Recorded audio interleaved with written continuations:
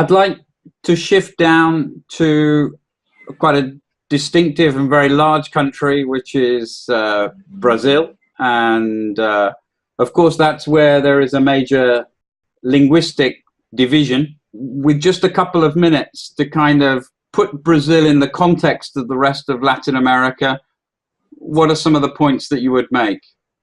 Well, the minute you see to South America as a map, you can see that South America has been divided into two. One Portuguese-speaking country, which is Brazil, and the rest Spanish-speaking countries. But the funny thing is that the Spanish-speaking country, we have argued and fight between each other, and we have divided into 9 different countries.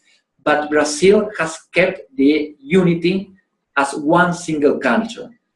So why is that? Because the influence that we have from the parents' countries, Spain and Portugal, has been clearly defined in each of our countries.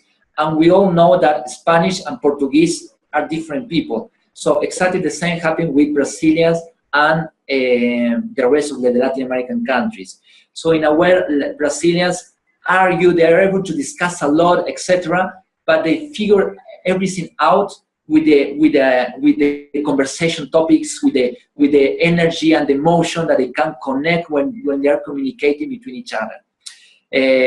But at the same time, as you just mentioned, geography is a huge country. It's the biggest countries in Latin America. So you can obviously expect cultural differences between the different regions. And just to give you an idea, we're going to divide the country into two, the north part and the south part of Brazil. The north, the influence of the African culture in the north has been decisive.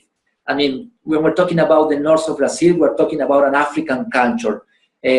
So in that way, where even though it has the largest population of Catholics in the world, the influence of African beliefs and religion in the north is present until nowadays. And you can see it in the skin of the people well, actually, just to make a distinction, the Brazilian dictionary has more than 100 ways of differentiate color skin. Black, dark black, chocolate black, and browns, and so on. So you can find the mixtures of different ethnicities and different cultures in Brazil. Is one of the unique places all over the world. But if you come to the south, to the southern parts of Brazil, you start seeing a lot of different immigration process.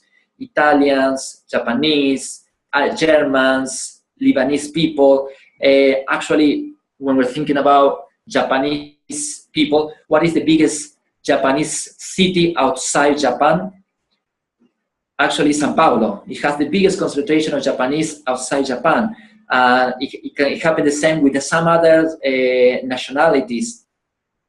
So this is why you're going to find a lot of differences if you're dealing with people from São Paulo, one of the biggest cities all over the world, or if you're dealing with people from the southern part of Brazil, which are more similar to Argentinians or to Brazilians in terms of informality and so on, because of the immigration process as well. If you go to the north, you're going to find a bigger division between color skins, and you probably will find, even though they might relate in an informal way, the hierarchies are very present when you are dealing and interacting with Brazilians. And of course, then you have a barrier, which is the language. Many people from Latin America, especially Argentina, when they come to Brazil, they believe that they can speak Portuguese. They actually call Portuñol, which is a mixture between Spanish and Portuguese. But still, the gap in understanding and in the language is very important. And it's not that easy to understand between each other. The issue of relationship seems to be important in most of South America, and I think, you know, those who come from a Southern European tradition like Spain and Italy, you know, would also say that, you know, these are relationship-based societies.